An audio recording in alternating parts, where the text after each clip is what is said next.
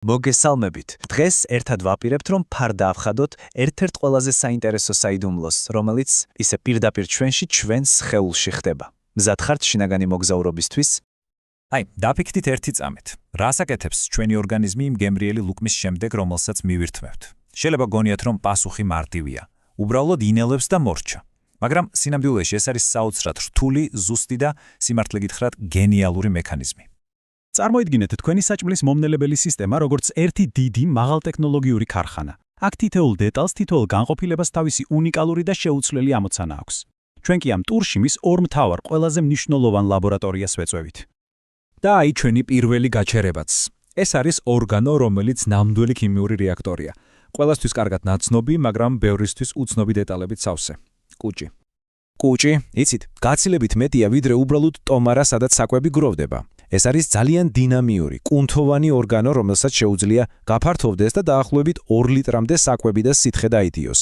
ის არა მხოლოდ ინახავს, არამედ აქტიურად, ძალიან აქტიურად ამუშავებს ყველაფერს, რასაც ჩვენ მივირთმევთ.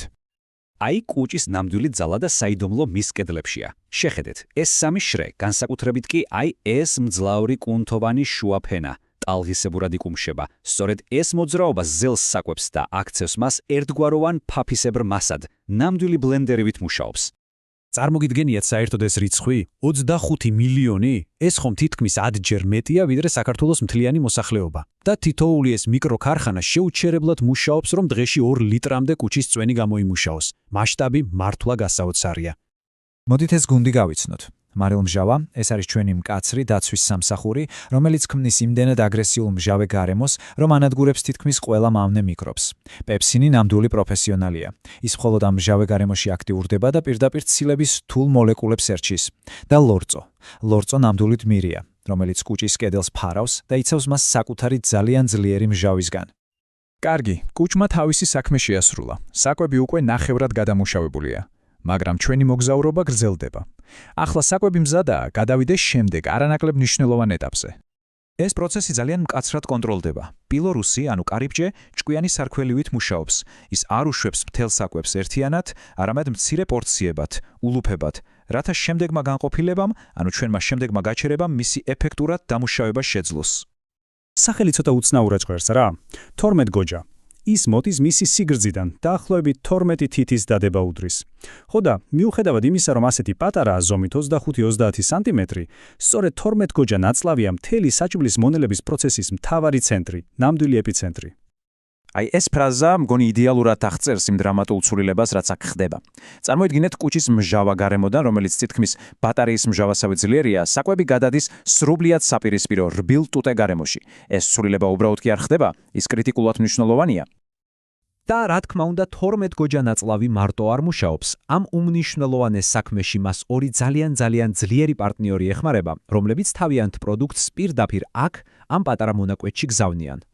ესენი არიან ღვიძლი და პანკრეასი, ანუ კუჭქვეშა ჯირკვალი. ღვიძლი აწარმოებს ნახველს, რომელიც ცხიმის დიდ გუნდებს პატარა წვეთებად შლის, რომ მათი მონელება გაადვილდეს.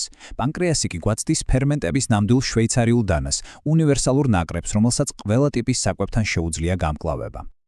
აი ეს არის პანკრეასის უნივერსალური გონდი. ტრიფსინი აგრძელებს იმ საქმეს, რაც პეპსინმა კუჭში დაიწყო, შლის ცილებს.